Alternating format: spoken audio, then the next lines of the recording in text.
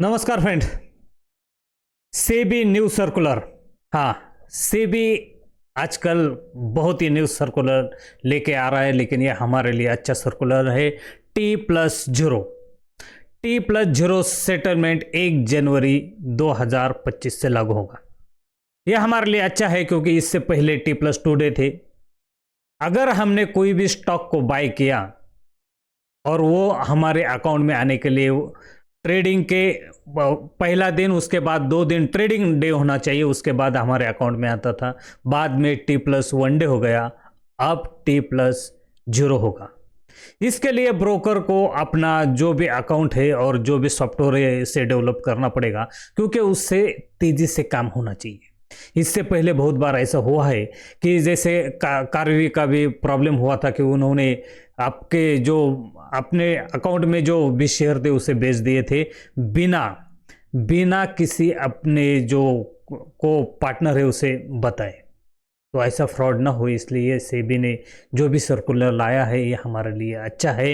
इससे हमें सबसे ज़्यादा फायदा क्या होने वाला है? सबसे फायदा हमें ये होगा कि अगर हमें कोई भी शेयर हम लेते हैं तो हमें बेचने के लिए 2 दिन का इंतजार करना पड़ता था पहले, बाद में 1 दिन का इंतजार करना पड़ता था। लेकिन अगर हम तब बेचते थे तो हमें कुछ ज़्यादा उसमें पैसे देने पड़ते थे।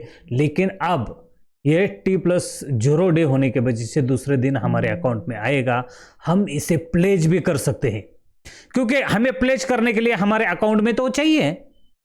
इससे हमारा जो भी जो फंड है वो 3 दिन तक लॉक हो जाता था। अगर हम जब तक उसे फंड को, जो हमारा फंड है उसे अनलॉक करने के लिए हमें प्लेज करना पड़ता है, तो हमारा फंड तो लॉक हो गया।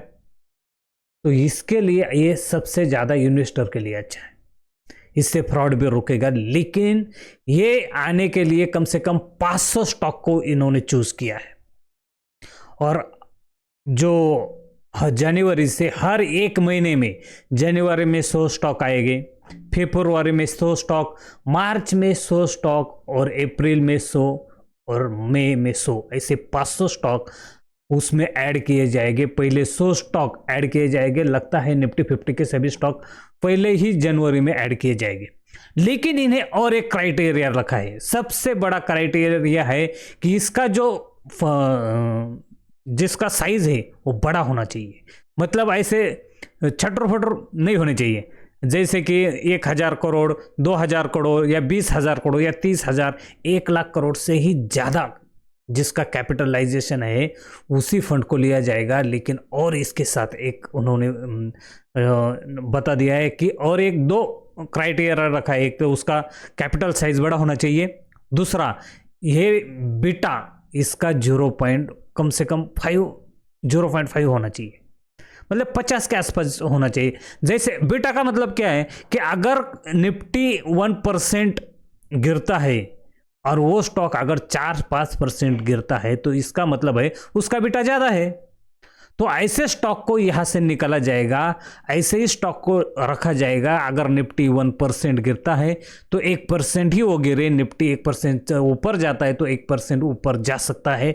ऐसे लो बीटा स्टॉक को इसमें इंक्लूड किया जाएगा। ये सेबी का जो भी रोल है बहुत अच्छा है, हमारे लिए तो अच्छा है और इससे हमें फ़ायदा होगा। लेकिन इस पर हमें थोड़ा ज़्यादा पैसा चार्ज करेंगे ब्रोकर, क्योंकि ब्रोकर जितने जल्दी सेटलमेंट करेंगे इसलिए हमें ज़्यादा चार्ज करेंगे। तो जो भी हमें मिल रहा है तो चार्ज मामूली रहेगा, इतना कुछ नहीं रहेगा, क्योंकि हम भी जब भी इन्वेस्टिंग करते हैं तो उस पर तो 0 मार्जिन रहता है। तो अभी थोड़ा चार्ज देने से अच्छा ही है कि हमें जल्दी वो पैसा यूज़ करने को मिले, हमारे अकाउंट में आए, हम बेच सके या प्लेज कर सके। ये सबसे अच्छा है सर्कुलर। सेबी बहुत आजकल बहुत कुछ करती आई है। लेकिन आप मार्केट में हम देखते ही है, जैसे सेबी ने जो रूल लाया है, जैसे कि मंथली एक्सपायरी रखी है, वीकली एक्सपायरी को कैंसिल कर दिया है, तो मंथली एक्सपायरी की वजह से अब मार्केट ज़्यादा वोलेटाइल नहीं रहता है। और इसमें जैसे ही अगर इसमें जो स्टॉक का रेट भी अगर बढ़ गया तो और प्रॉब्लम आने वाले हैं। जैसे स्टॉक अगर भी निफ्टी पर 25 का है स्टॉक का, तो अगर 50 हो गया तो और प्रॉब्लम आएगी, सेलर को ज़्यादा प्रॉब्लम आएगी। लेकिन बायर के लिए ये तो अच्छा है। हाँ, हीरो जीरो बायर के लिए नहीं हो सकता, लेकिन बायर के लिए अच्छा है। सीबी का ये रूल अच्छा है। लेकिन आज का मार्केट ज़्यादा वोलेटाइल रहा, मार्केट ऊपर से नीचे और नीचे से ऊपर होता रहा है। देखो आज का मार्केट निफ्टी जितना नीचे जाने के बाद ऊपर आया है, निफ्टी का जो पिछले वीक का हमें लगता था कि पिछले वीक में निफ्टी का जो बॉटम बनना चाहिए था, आज एक ही दिन में वहां जाके ऊपर आया है और ऊपर सस्टेन कर रहा है ब्रेकआउट करके। इसका मतलब निफ्टी 25,200 तक निकलेगा। पहले 25,800 इसका मेन हडल है, फिर 24,800 इसका मेन हडल है, फिर 24,850 इसका मेन हडल रहेगा, याद रखने का। इसके बाद अगर मार्केट ऊपर निकलता है तो देखो यहाँ से अभी मार्केट नीचे जाएगा नहीं। मार्केट यहाँ से नीचे से इतना ऊपर आया है, ऊपर सस्टेन कर रहा है तो 24,800 और इसके बाद 25,230, मार्केट 25,430 तक यहाँ इस वीक में जाना चाहिए।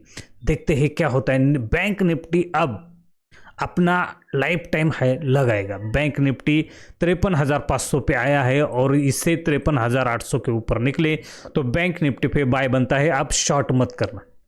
कुछ दिनों के लिए ये जो नीचे जाना चाहता था आज जाकर ऊपर आया है, बैंक निफ्टी बुलिश हुआ है और इससे अच्छा है कि चलो कुछ दिन की जो गिरावट थी वो रुक गई है कुछ दिनों के लिए। इसका मतलब नहीं है कि यहाँ से हमेशा के लिए बुलिश हो जाएगा, लेकिन देखते हैं आगे क्या होता है। लेकिन हमें लगता है कि हमें यहाँ से ऊपर बाय के लिए खेलना चाहिए। लेकिन मार्केट एक दो दिन तो कंसोलिडेशन होगा, लेकिन कल मार्केट ऊपर ही खुलेगा। ओके, वीडियो अच्छा लगा तो लाइक करो, शेयर करो और सब्सक्राइब करना मत भूलना। Thank you, take care, bye bye.